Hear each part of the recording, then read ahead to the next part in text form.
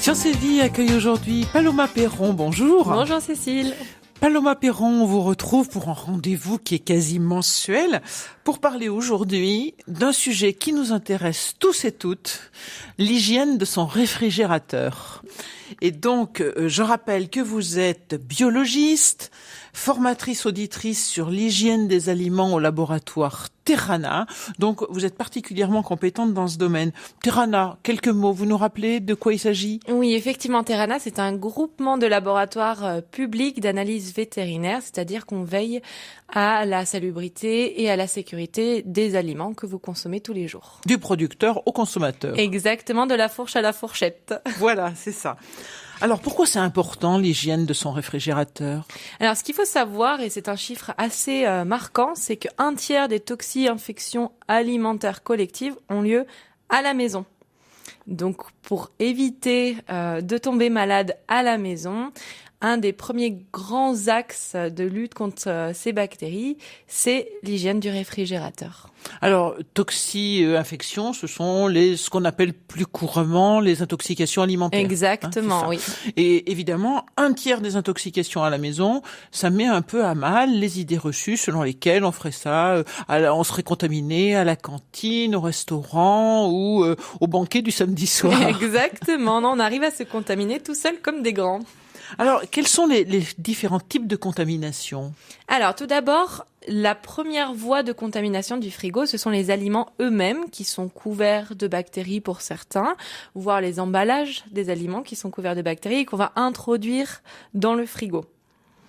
Deuxième voie de contamination, c'est les personnes qui vont manipuler le frigo avec des mains plus ou moins propres et qui vont également peut-être contaminer via les vêtements et qui vont donc du coup introduire également des bactéries à nouveau dans ce réfrigérateur. Donc on ne le dira jamais assez, se laver les mains très régulièrement. Effectivement, avec de l'eau et du savon.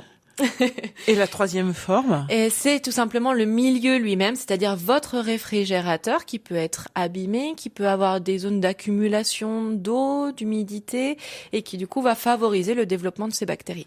Donc, on va agir sur ces trois types de facteurs pour éviter la multiplication des bactéries pathogènes. Effectivement. Alors, quand on parle de multiplication, ce qu'il faut savoir, c'est qu'elle est directement liée aux conditions de température du réfrigérateur. Et donc, à une température optimale pour la bactérie, elle est capable de doubler en 20 minutes seulement. Donc, si on a une bactérie dans le réfrigérateur, on en aura 2 au bout de 20 minutes à température optimale. Par contre, si on en a 1 million, on en aura 2 millions toujours au bout de 20 minutes. Donc, c'est pour ça qu'il est très important de maîtriser cette température. Et on n'ose même pas imaginer au bout de 40 minutes. Effectivement. Et du coup, pour quelques exemples peut-être de bactéries que tout le monde connaît, on en entend souvent parler à la radio, Escherichia coli, Salmonella, Listeria par exemple, Bacillus, Campylobacter, voilà exactement, celle qu'on redoute. Alors ces bactéries, elles entraînent quel type de pathologie le plus souvent ? Alors de façon générale, tout ce qui est lié à la digestion, on va appeler ça des symptômes de gastro-entérite, qui vont être plus ou moins sympathiques selon la bactérie qui va nous contaminer. Alors justement, maintenant que vous nous avez bien effrayés, vous allez nous dire comment maîtriser l'hygiène de son frigo. Alors d'abord, vous avez parlé de la température. Quelle est la température optimale ? Alors effectivement, la température, c'est le premier moyen de maîtriser la multiplication de ces bactéries, à savoir que les frigos ménagers sont plus souvent à 8 degrés, voire plus, alors qu'ils devraient être plutôt à 4 degrés. À 4 degrés, on va vraiment se prémunir du développement de ces bactéries.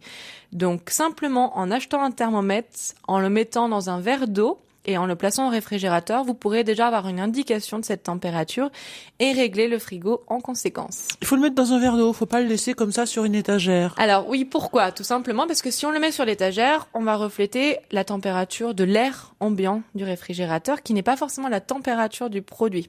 Du coup, en le mettant dans un verre d'eau, on va vraiment mesurer la température qui est celle de vos produits qui sont stockés dans ce réfrigérateur. Donc les bactéries ne résistent pas très bien, ou en tout cas ne se reproduisent pas à 4 degrés. Se reproduisent en tout cas très peu, et il va de soi qu'on va pas mettre d'aliments chauds, du coup, dans le frigo, qui va provoquer une élévation de cette température. Alors, on parlera du rangement après, dans le frigo, justement. On gardera ça pour la fin. Voilà. Est-ce que on peut aussi tout simplement le nettoyer? Effectivement, comme je disais, comme pour les mains, avec de l'eau et du savon, pas besoin d'aller jusqu'à la désinfection de ce frigo, dans le sens où on n'est pas en hôpital, en salle blanche, et à vouloir absolument tout désinfecter. Donc simplement en nettoyant régulièrement quand il y a des salissures le frigo, et également en faisant un bon nettoyage 2 fois par an, cela permet déjà d'assainir le milieu et l'environnement de ce réfrigérateur. Alors bon, moi je pense à des amis qui sont un peu des maniaques de l'eau de Javel. Vous conseillez pas particulièrement? Alors, vous pouvez, mais l'idée, c'est que plus vous allez aseptiser votre environnement, que ce soit le réfrigérateur, la cuisine ou tout autre environnement dans lequel vous vivez, plus donc vous allez finalement vous mettre en danger par rapport à ces bactéries parce que votre corps ne sera plus capable de se défendre. Il a vraiment besoin d'être en contact avec ces bactéries pathogènes en petite quantité pour produire des défenses immunitaires et donc du coup pour pouvoir résister le jour où vous allez être confronté à une plus grande charge bactérienne. Donc désinfection oui, mais pas trop souvent. Et donc, uniquement quand c'est nécessaire. Voilà, c'est ça. Chasse aux bactéries, mais pas trop. Effectivement. Et pas toutes, sans doute. Autre troisième type de facteur très important dans l'hygiène de son frigo, le respect des dates de conservation. Effectivement, bien faire attention aux DLC, dates limites de consommation, qui sont apposées par le fournisseur sur l'emballage. Si ce sont des produits qui sont réfrigérés, ça veut dire que ce sont des produits qui sont périssables et qui ont une durée de vie limitée. Donc faites très attention à ça. Et quand ce sont des produits que vous élaborez, ne les conservez pas plus que 3 jours au réfrigérateur et ainsi vous allez déjà limiter le risque de contamination. Donc on évite de laisser traîner le gratin sympathique au fond d'un plat qu'on n'a pas terminé le dimanche. C'est ça, exactement. Ouais, c'est ça. Vous avez aussi des conseils à nous donner sur le rangement de son frigo. Et c'est très important, ça n'est pas neutre en termes d'hygiène de son réfrigérateur. La sectorisation va vraiment permettre de séparer les aliments à forte charge bactérienne, à faible charge bactérienne, voire des aliments qui ne risquent rien en termes de développement de bactéries. Donc simplement en rangeant correctement votre réfrigérateur, vous allez aussi considérablement limiter le risque de vous intoxiquer à la maison. Alors, un petit exemple, déjà, avant même de stocker les denrées alimentaires dans le réfrigérateur, enlevez les suremballages. Typiquement, ça va être le cartonnage qu'il y a autour des pots de yaourt, ou tout ce qui va être plastique supplémentaire, etc., qui viennent vraiment regrouper les denrées ensemble, et qui du coup va apporter des bactéries au niveau du réfrigérateur. Donc on enlève. Parce qu'ils ont pu être exposés à des mains sales sur les lieux de vente, c'est ça ? À des mains sales, à des transports dans les camions, et donc du coup voilà, c'est vraiment des supports qui sont exposés à tout type d'environnement et qui sont là simplement pour réunir des denrées alimentaires entre elles, et en tout cas pas pour protéger l'aliment. Ça c'est le rôle de l'emballage lui-même, c'est-à-dire du pot de yaourt qui protège l'aliment et son contenu.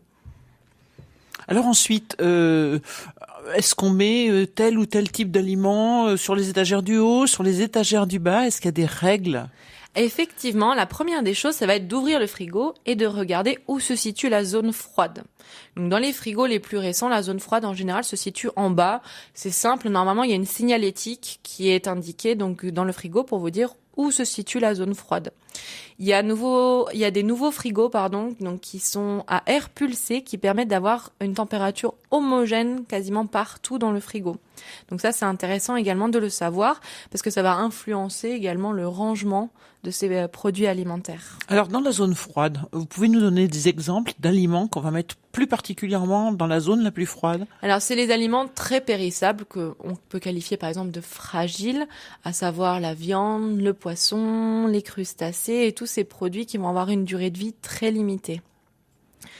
C'est également ce qu'on va appeler des denrées en général propres, parce que du coup, c'est des produits qui sont très faiblement chargés en bactéries et qui vont très vite favoriser le développement de ces bactéries.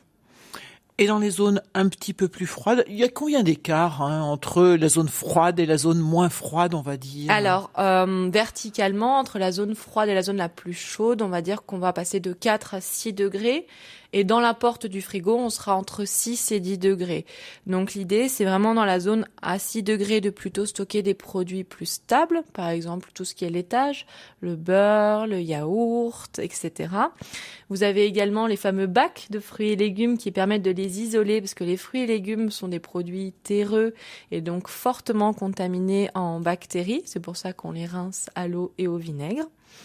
Et également les produits cuits qu'on va séparer de ces produits crus, parce que du coup, la cuisson va réduire la charge en bactéries dans votre plat que vous avez cuisiné.